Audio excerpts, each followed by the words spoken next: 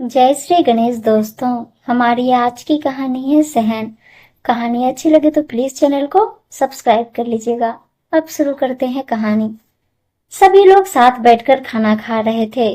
रूपाली गरम गरम फुलके सेकने के साथ साथ परोस भी रही थी।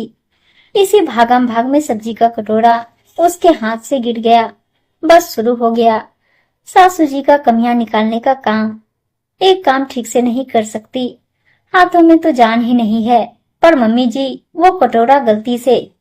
रूपाली ने अपनी सफाई देनी चाहिए, पर उसकी बात पूरी होने से पहले ही बीच में रूपाली के ससुर जी बोल पड़े। तुम जवाब देती हो अपनी सास को, तुम तो जैसी हो सो हो। तुम्हें देखकर छोटी बहू भी बिगड़ गई, इसीलिए वो भी जवाब देती है। तुमने घर का माहौल बिगाड़ दिया। रूपाली की शादी को 25 साल हो गए थे। जब उसकी शादी हुई थी, उसके देवर और ननद ज्यादा बड़े नहीं थे। रूपाली के पति नीरज उसे बहुत प्यार करते थे। सास ससुर की सेवा में भी कोई कसर न छोड़ी। सुबह से शाम तक सभी की फरमाइशें पूरी करती। रूपाली ने कभी किसी से कोई शिकायत नहीं की थी। अपनी ननद को तो वो इतना प्यार करती जैसे वो उसकी बेटी हो। जब भी वो अपने स्कूल के लिए लेट हो रही होती तो उसको तैयार होते होते उसके मुंह में निवाले तक डाल देती ताकि वो भूखी न जाए। उसने सारे रिश्तों को अपना लिया था, पर उसे तो कभी बहू नहीं समझा गया। बात बात पर उसमें कमी निकालना और एक जगह बैठे बैठे सारे काम करवाना, यही काम था सभी का। जब भी नीरज रूपाली के लिए कुछ भी बोलने की कोशिश करता, हमेशा उसे ये बोलकर चुप कर दिया जाता, ज्यादा अपनी बीवी की तरफदारी न किया करो। बड़े बेटे हो घर के, जब तुम ऐसे बहू का पक्ष लोगे तो अपने छोटे भाई को क्या सिखाओगे। और नीरज बेचारा बड़े भाई का फर्ज निभाने में पति का फर्ज भूल ही जाता। इतना सब करने पर भी रूपाली कभी भी अपनी सास को खुश नहीं कर पाई। यही सब चलते चलते सब बड़े हो गए थे। ननद और देवर की शादी हो गई थी। देवर भी घर के बिजनेस में हाथ बटाते थे। रूपाली की देवरानी आज के जमाने की लड़की, जो किसी की भी बात नहीं सुनती। उसे कोई जरा सा भी कुछ बोल दे तो वो तुरंत एक की दो सुना देती। जो लोग रूपाली से दिन रात काम कराते थे, उससे उसकी मर्जी के बिना एक गिलास पानी भी न ले पाते। ऐसे में जब भी रूपाली की ननद आती तो छोटी भाभी को ये दिखाने के लिए कि उसकी कितनी चलती है, बड़ी भाभी पर अपना रोब झाड़ती। वो ये भी भूल जाती कि भाभी ने उसे बच्चों की तरह प्यार किया है। अपने से छोटी देवरानी के सामने अपनी बेइज्जती रूपाली सहन नहीं कर पाती और धीरे धीरे रूपाली ने विरोध करना शुरू कर दिया था। देर से ही सही, पर अपने आत्मसम्मान के लिए अब रूपाली आवाज उठाने लगी थी। यहाँ पर भी उसे ही गलत ठहराया जाता, उसका अपना पक्ष रखना भी जवाब देना हो जाता और देवरानी का जवाब देना भी नजरअंदाज कर दिया जाता। छोटी छोटी बातों को इतना बड़ा कर दिया जाता कि उनसे पार पाना रूपाली के लिए मुश्किल हो जाता।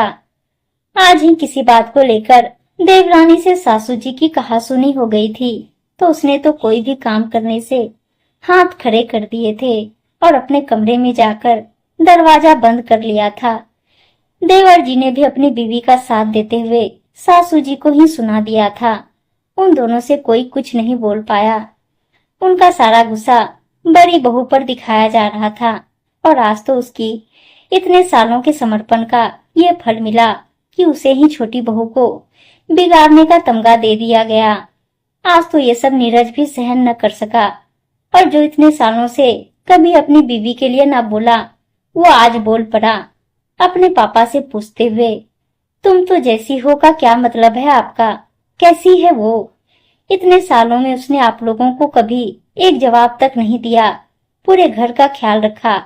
आप लोगों की जायज नाजायज सभी बातों को मानती आई है वो, और आज उसके ऊपर आप लोगों ने छोटी बहू को बिगाड़ने का इल्जाम लगा दिया। आपकी छोटी बहू क्या दूध पीती बच्ची है जो उसे कोई बिगाड़ देगा। वो तो खुद ही इतनी होशियार है कि क्या सही क्या गलत सब जानती है। आप लोगों ने रोज रोज ताने मारकर खुद ही अपनी इज्जत कम करी है।